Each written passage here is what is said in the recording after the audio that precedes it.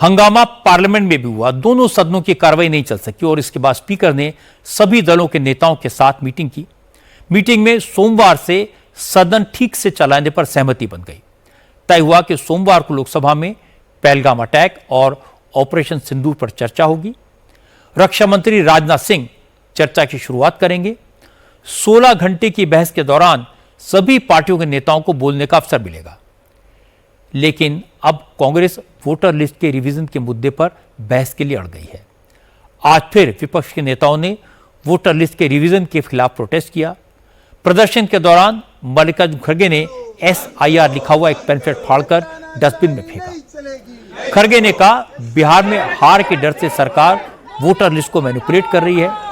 विपक्ष के वोटर्स का नाम लिस्ट से हटाया जा रहा है। राहुल गांधी लगातार यही आरोप लगा रहे हैं। कर्नाटक में भी वोटों की हेराफेरी की गई थी, इसके सबूत उनके पास हैं, लेकिन आज चुनाव आयोग ने राहुल गांधी के इस आरोप का फैक्ट चेक कर दिया। चुनाव आयोग ने कहा, राहुल गांधी की तरफ से लगाए गए सभी आरोप बेबुनियाद हैं। कर्नाटक में चुनाव हारने वाले किसी नेता ने कोर्ट में कोई अपील फाइल नहीं की। न डीएम के पास शिकायत की, न रिटर्निंग अफसर के पास शिकायत की। इलेक्शन कमीशन ने कहा, कर्नाटक में इलेक्शन प्रोसेस को लेकर जो 10 पिटीशन फाइल की गई हैं, उनमें से एक भी पिटीशन हारने वाले कैंडिडेट की नहीं थी। बीजेपी नेता और मोदी सरकार मंत्री प्रहलाद जोशी ने भी कहा कि 2023 में जब कर्नाटक में कांग्रेस की सरकार बनी तो इलेक्शन प्रोसेस से राहुल गांधी को कोई दिक्कत नहीं थी, लेकिन लोकसभा चुनाव हारते ही उन्हें हेराफेरी दिखने लगी। परसों इन्होंने कर्नाटक के एक कॉन्स्टिट्यूएंसी के बारे में, लोकसभा के कॉन्स्टिट्यूएंसी के बारे में बात किया है।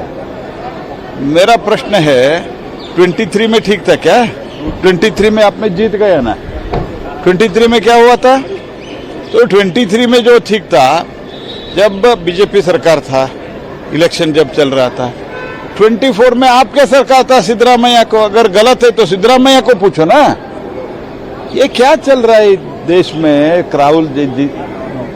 राहुल गांधी जैसे नेता 23 में कर्नाटक में ठीक था, जीत के आया। 24 में लोकसभा में कम सीट आया, तो तब बोल रहे प्रॉब्लम है। क्या प्रॉब्लम है? तो सिद्धरामैया का सरकार था, ऑफिसर आप ही पोस्ट किए थे, सभी DC, AC, तहसीलदार सब आप ही पोस्ट किए थे। क्या हुआ फिर? ये तो सब जो जब हारते हैं ना कांग्रेस को, EC के ऊपर, कांग्रेस को EV के ऊपर सब डाउट आता है, क्योंकि स्वयं अपने आप के ऊपर उनके डाउट है। हालांकि बिहार में वोटर लिस्ट के रिवीजन का काम पूरा हो गया है, इसलिए उम्मीद करनी चाहिए कि इस मुद्दे पर सियासी गर्मी भी कुछ कम होगी। लेकिन अब नया इशू ऑपरेशन सिंदूर होगा। सोमवार को लोकसभा में ऑपरेशन सिंदूर पर चर्चा में अमित शाह, S जयशंकर, निशिकांत दुबे और अनुराग ठाकुर बीजेपी की तरफ से बोलेंगे। लेकिन कांग्रेस की मांग है कि प्रधानमंत्री नरेंद्र मोदी बहस का जवाब दें। सरकार की तरफ से इस मांग पर कोई जवाब नहीं दिया गया है। Parliamentary affairs minister Kiren Rijiju ने कहा कि जैसे सरकार यह तय नहीं कर सकती कि विपक्ष की तरफ से कौन बोलेगा, वैसे ही विपक्ष भी ये मांग नहीं कर सकता कि चर्चा का जवाब सरकार की तरफ से कौन दे। चर्चा के दौरान ऑपोजिशन पार्टी से कौन बोलेगा, ये सरकार तय नहीं कर सकता है, और सरकार की ओर से कौन जवाब देंगे, इसका तय विपक्ष नहीं कर सकते हैं। वो अपने अपने क्षेत्र में अपना अधिकार है कि सरकार में कौन बोलना चाहिए, कौन नहीं बोलना चाहिए, ये विपक्ष तय नहीं करेंगे, और विपक्ष भी अपने हिसाब से अपना लिस्ट ऑफ स्पीकर तैयार करे। बार बार वो यही कह रहे हैं कि प्रधानमंत्री को जवाब देना चाहिए। तो ये बिजनेस एडवाइजरी कमेटी देश के प्रधानमंत्री को बाध्य नहीं कर सकता है कब बोलना है, कहाँ बोलना है, ये सरकार तय करते हैं।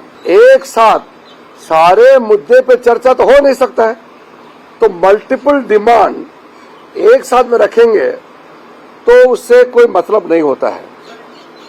इन्होंने स्पेशल इंटेंसिव रिवीजन और कई मुद्दे हैं अलग अलग पार्टियों ने रखा है, तो मैं उसको जवाब दिया है कि पहले हम ऑपरेशन सिंदूर पे चर्चा करेंगे।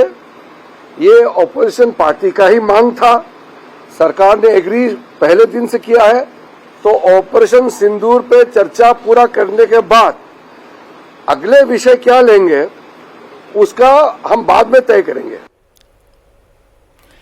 ये पॉजिटिव डेवलपमेंट है कि सोमवार से पार्लियामेंट ठीक से चलेगी, ऑपरेशन सिंदूर पर खुली बहस होगी, चर्चा में भाग लेने वालों को सरकार से सवाल पूछने चाहिए, ये उनका हक है, पर भारतीय सेना की उसके पराक्रम के लिए प्रशंसा में कमी नहीं रहनी चाहिए। फॉरेन मीडिया से बने परसेप्शन की बजाय भारतीय सेनाओं ने जो कहा उस पर भरोसा करना चाहिए। पाकिस्तान की नेशनल असेंबली में पाकिस्तान के फौज का खूब मजाक उड़ाया गया, हमें ऐसी बातों से बचना चाहिए। बीजेपी को नीचा दिखाने के चक्कर में शालीनता से कोई समझौता ना हो। मोदी से हिसाब चुकाने के अवसर और बहुत मिल जाएंगे। जब बात देश की रक्षा की हो, देश के आत्मसम्मान की हो, सेनाओं के शौर्य की हो, तो इन पर किसी तरह की चोट नहीं होनी चाहिए।